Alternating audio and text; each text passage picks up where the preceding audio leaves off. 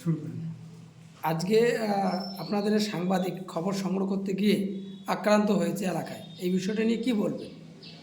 আমি Hiten Barman, শীতেই press corner আমি সভাপতি।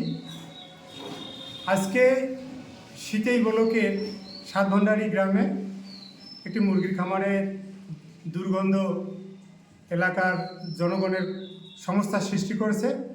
এরই কারণে এরই প্রতিবাদে এলাকার জনগণ তারা প্রতিবাদ করছে এই খামারের কার্যকলাপ এবং মুরগি চাষ বন্ধ করার জন্য। সেই সংবাদ আমাদের সাংবাদিক মহোদয় তারা ওখানে সংবাদ করতে গিয়ে স্থানীয় এক যুবক প্রদীপ বর্মন, পিতার নাম গাদলা বর্মন, সে আমাদের সাংবাদিকের মোবাইল কেড়ে নেয় এবং হেনস্থা করে। এটা একটি নিন্দনীয় ঘটনা। সাংবাদিকরা আমরা সমাজের কাজ করি, আমরা সাংবাদিকরা সমাজের বিভিন্ন সমস্যা তুলে ধরি।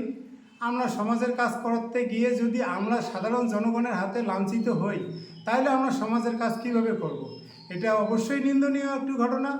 আমরা প্রশাসনের দৃষ্টি কামনা করছি, এই প্রদীপ বর্মনকে আইনের আওতায় আনা হোক। এ ব্যাপারে থানায় এজাহার করা হয়েছে। আমি আবারও প্রশাসনের কাছে বিনীত অনুরোধ করছি, এই প্রদীপ বর্মনকে আইনের আওতায় আনা হোক। ধন্যবাদ।